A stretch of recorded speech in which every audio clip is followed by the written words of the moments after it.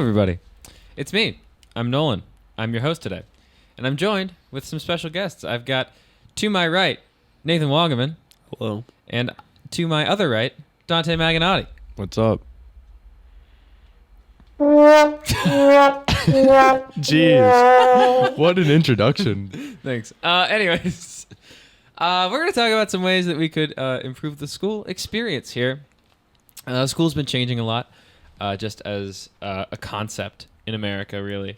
And I think that there are certain things that should change with it and certain things that should not. We're going to give our opinions on them. Starting off with everyone's favorite, let's talk about some standardized tests. How do we feel? I mean, I took the Keystone in July or June, July, whatever. But that was the last standardized test I've taken since 10th grade. So I don't really have an opinion on it much anymore. I haven't taken one in a while. Do you think they're helpful? I mean, the SAT to get into college, I guess you should have to take that. But I don't understand the whole PSSAs, Keystones, all that good stuff. But I mean, now some colleges are test optional, so you don't have to send in your SAT scores. You don't have to take them. That's true. I feel like they're annoying, yes, but I also feel like they give you a good in look on how you are doing in school and how good you are at learning and stuff, and it gives you almost a heads up for hey, you were below proficient. I'll get that up before college because college is going to be a little rougher on you. Mm-hmm. They're a good way to judge yourself. Well, I mean, can't you just do that with your grades? Just say my grades are kind of sucking. No, because me personally, I'm really good. I got good grades. I got all A's and 1B, but yet I can't take a test to save my life. Makes sense. And my Keystone tests are low, but yet my grades are high. If that makes any sense. Yeah. So but wouldn't that mean that Keystones aren't a good way? Because if your grades are high and you're just bad at taking tests, don't you think that would be a little bit of an issue with a standardized test like the Keystones? I do, but I also feel that's just an area I need to work on. All right. I'm looking at it as a skill. Yeah, that's a good way to look at it, I guess. Yeah. So overall, keep them? Yeah. I mean, I'd say keep the important ones, but some of the other ones Keystones, I think we should keep. Mm-hmm. But the ASVAB tests or whatever. Yeah, the I Army didn't ones. take that. Yeah, that. We should not take a it. day out of school just so you go sit in the cafeteria and take that one. Mm-hmm. All right. What about homework? A lot of schools recently are either not giving homework at all because you spend 8 hours a day at school, or they're giving homework and not grading it. Well, thoughts on that? Giving it and not grading it, I think, is a good way to look at it. But, I mean, regardless of the whole situation, and I know I'm not alone in this, I don't do my homework regardless if it's graded or not. I just don't. It's just not. We're already here for 7-8 hours a day, and I don't look forward to going home and spending more time on school activity. And regardless if I forget or remember or I just don't do it, but I just don't do it. I feel it's something that really keeps you accountable for it, and it's a level of responsibility to get it done. But I also feel it's up to the teacher to grade it. If it's not being graded, there's no point in giving it out. Might as well just make it classwork. Mm-hmm. But that's just my opinion. Yeah, I get that. So you think it should be there? I think it should be there if they're grading it. But you can also another way you can go about it is if you have a weighted class, they will give homework, they will grade it. If it's a normal class, not a whole lot of people is going to be paying more attention because the people in the weighted classes want those grades. They want that education. They want everything they're in there for. So they're accepting the homework. But regular classes, kids that are doing minimum amount of work, they have to. I don't think homework's a big deal. I get that. I think that's a good way of looking at it. Yeah, I think that's fair. It's a nice little compromise. We love compromise. Yeah. Letter grades. So a lot of schools and a lot of colleges as well are completely getting rid of the letter grade system. They're just giving you a grade, and they're not counting it as A's or B's or C's or D's. mainly because it kind of groups you in to certain things. They're just gonna give you a score out of 100 by the end of the year, a nice little percentage. Thoughts on that? Do you think the letter grade system is good? Could we change it? Could we make it better? I mean, if they're just giving you a score out of 100, that's still basically a letter grade. You're just not with the letter. Yeah, but instead of like, I don't know, it's trying to get rid of the stigma of, you know, a straight A student and less about, you know, trying to keep your grades high. Less. I mean, I see what you mean, but like the straight A student, it'll just turn into like straight 90 student or something like that, where you're just getting like a certain number. And I feel like grades are still so like looked at like they're the most important thing ever. Like, shout out to Mrs. Kidder. C is average. Yeah. I mean, I'm not a C student. I'm A and B student, but like C is average. Yeah. And everybody looks like A and B like it's the norm and that's what you should be getting, but it's not. Mm-hmm. I could see that. I mean, we love Mrs. Kidder once again. I feel like she gets shouted out in like every podcast. I don't think there's been a podcast yet where there haven't been like, oh yeah, Mrs. Kidder. How about you, Nate? I see that's another one of those things where it's like, it's almost like an identity. You want to like make sure where you're at, and I agree with him. Like, if you take the letter away, it's just a, like you're a 90 straight student. Mm-hmm. You're an 84 straight student, but like with the letters, that keeps you like mile markers. Like, what is it? 93 is an A, 94. In most schools, a 90 is an A, but here it's a 92. Yeah, it's a 92. Well, 93 to be safe, but like yeah. Sure. How How do you not know what an A is? You've gone to school in this district for 11 years. Because all my grades are like 95 or higher. Oh, this guy's smart. So you're like that, all right. He's like that. Yeah, so He's just that cool. I don't know. I feel like it's that, like, almost count them as checkpoints. You want to keep them above those points. But if it's just, best out of 100, I feel like it's going to make people slack off because they're not hearing, especially if they grew up with, hey, you have a C, you need to work on that. They're not going to be like, oh, okay. Like, I just feel like it's going to be, like, different, and people aren't going to look at it the same, and people are almost going to, like, take advantage of it. I could see that. I definitely could see that. So here's an interesting one. So required classes. Do you think any classes at school should be required, or do you think that it is best to, if you like a subject, specialize in it? I know we have obviously the main requirements of like you need to take 4 Englishes and 4 histories and 4 maths and sciences, but there are also other classes.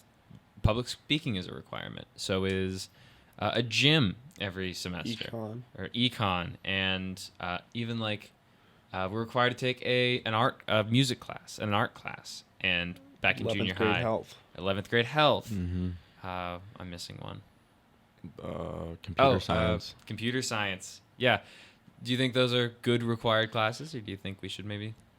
I think that if you're gonna use them in the future, like if you're going to college and like say music is a required class in college, I'm sure it probably is, whatever. Yeah, they make you take an art usually. Yeah. So like if you're gonna if you plan on going to college and you're going to have to take that class in college, I feel like it's a good idea to make it required, so you can get at least somewhat prepared. To be fair on that, no kid knows what he wants to do for college until roughly their junior, senior year. Yeah, but you have like gen eds and stuff that you're gonna have to take. But what if you don't go to college? Well, then I don't know. Exactly. Do you think? So I feel like we shouldn't have as many requirements as we do. I think it kind of boils down to like, should school be a way to really generalize a student to make them like proficient in everything, or should it be a specialization sort of deal? I think the specialization is a better way to. Yeah, I've seen things on that, like in the news, where there was a school where the students got to pick what they did 90% of the time, but they had to be learning so much each day to keep them on track. Yeah, and those kids are coming out of school with way more knowledge than a normal high school student because they follow their interests. Yeah, I feel like we should, like I just said, I feel like we should we should have requirements, but maybe not as many as we do. Like computer science, that's required, but half of the kids in the school are never going to use that ever again. Maybe more than half. Yeah, like me. Music. I took it. I'm never using Yeah, it. music. Sure. I don't know anybody that would use that. Art, they're specific. Like the art kids.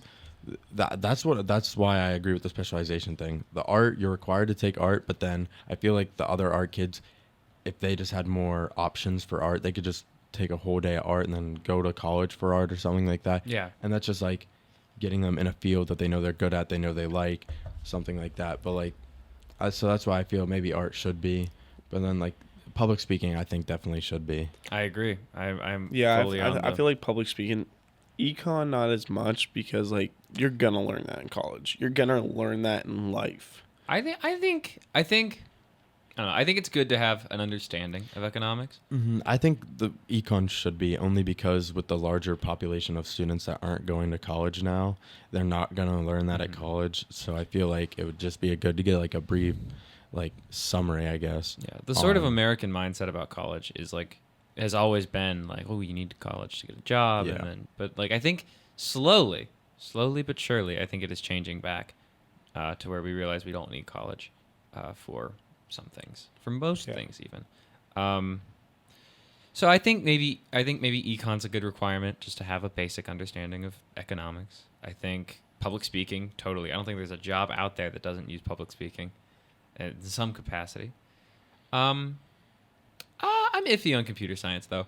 I feel like our modern world is changing quite a bit. I feel like we're using computers more and more. So I mean, probably not a bad thing to have, but I mean, I could see both. I could see both. Getting sides. an understanding of computers, I understand, but like what do we do in computer science? We did, We like, Excel. coding and stuff. Yeah, We did a Excel. lot of people we aren't going to did- be coding. No. I mean, there's the majority, like the people that will be doing that. Yeah, I understand that, but the majority of us won't even Yeah. touch that again.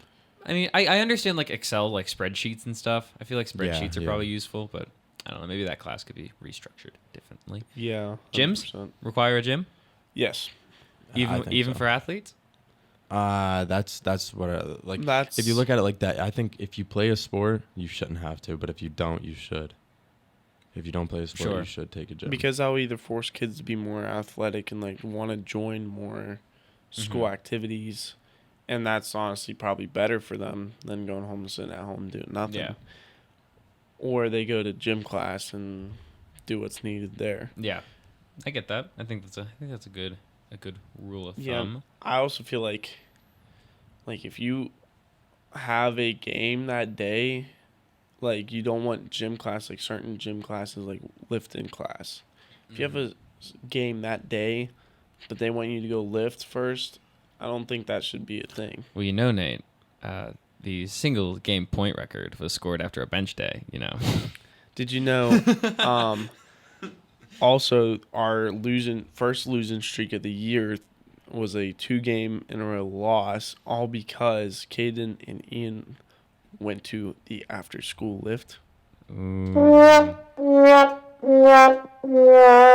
That's unfortunate. It's very So unfortunate. I feel like if it's game day, let the athletes do their thing. Like, yeah, I can go into the weight room and work out, but let me do my workout. One, I know I'm not going to get tired. Sure, I That get could be a that. compromise. That's understandable, yeah.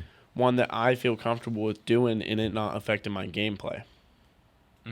Okay, another debate that's been kind of at the forefront of education right now is arts or sciences. Kind of lends itself to the specialization thing. But what do you think should be valued more, or should either of them be valued more when you talk about like STEM classes, science, your maths, your technologies, or your arts courses, more English, music, art? I think in the vast majority of things, the STEM classes are probably more important. Depending on what you want to do, I mean, it's obvious that whatever you want to do, one's going to be more important than the other. But I think for the vast majority of people, STEM classes should be much more important. Yeah, I'm with him on that.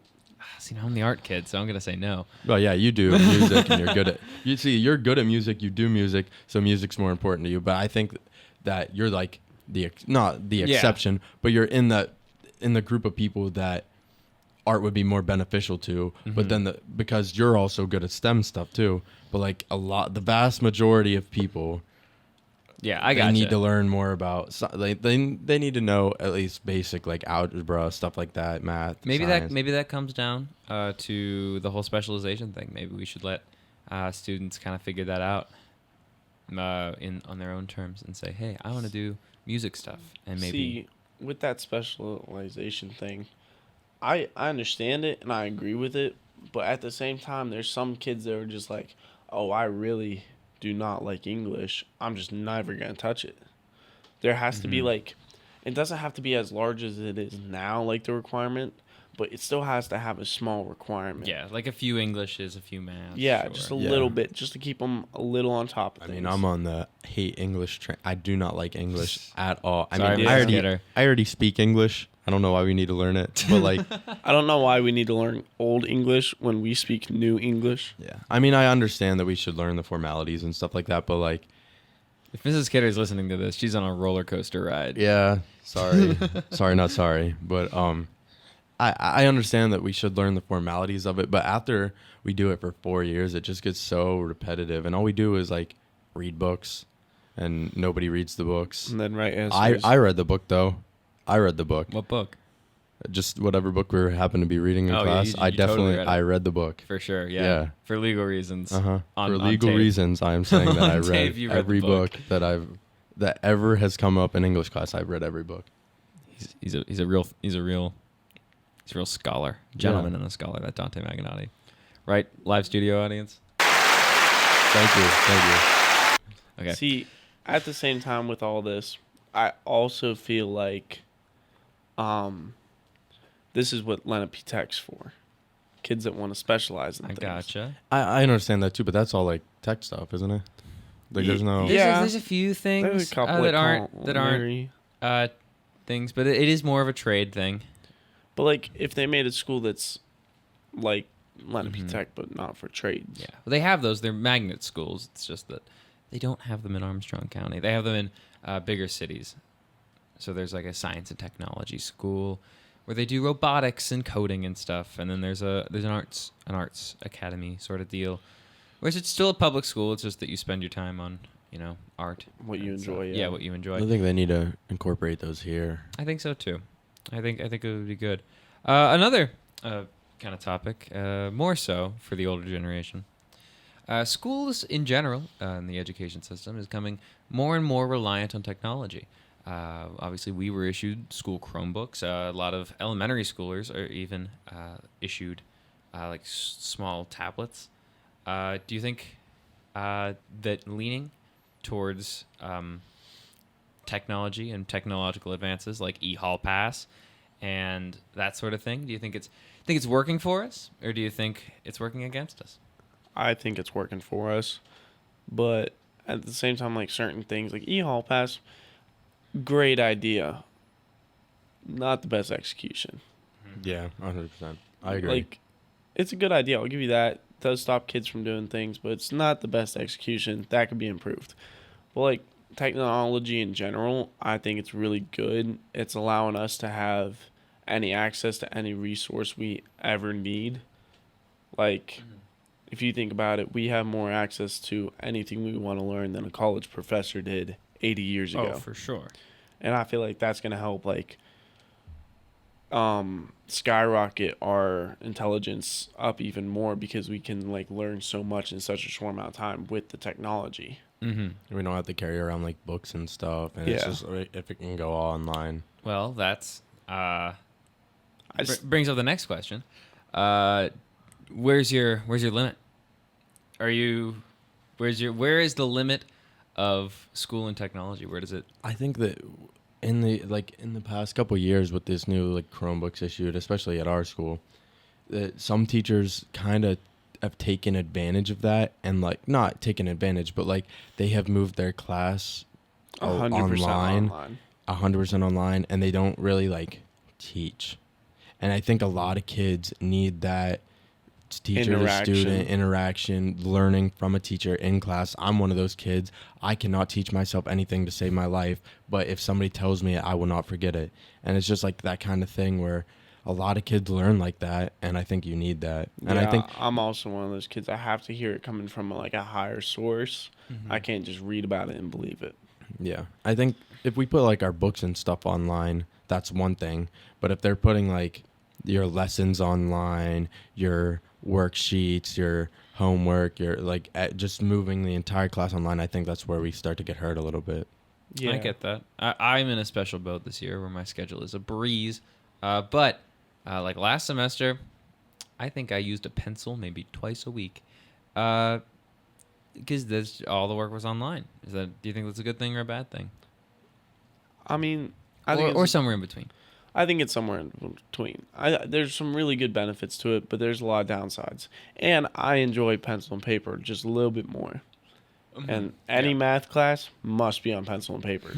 Yeah, I agree. Math is a subject that you definitely need teacher to student interaction and pencil to paper, that kind of like learning atmosphere. I'd say that doing worksheets online, like typing stuff out on docs or whatever, that's not awful. And I think that's fine. It's saving paper. It's just easier. But as long as that teacher's teaching the class and then just like, all right, guys, the lesson's over, do your worksheet online or on Canvas, whatever, I think that's not bad. But I think that if they're just going and saying, hey, your lesson's online, your worksheet's online, or do the lesson and then do the worksheet, I think then that's where you start to get hurt a little bit. Yeah, I think the key, I think one of the key aspects of like technology with that sort of thing is, I think technology is good, but I feel like it has to be kind of interwoven with the in-person stuff. I think that there should always be interaction in that, and I think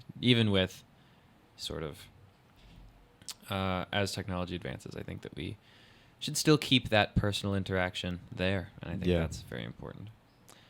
One last real quick, a little topic of discussion: uniforms.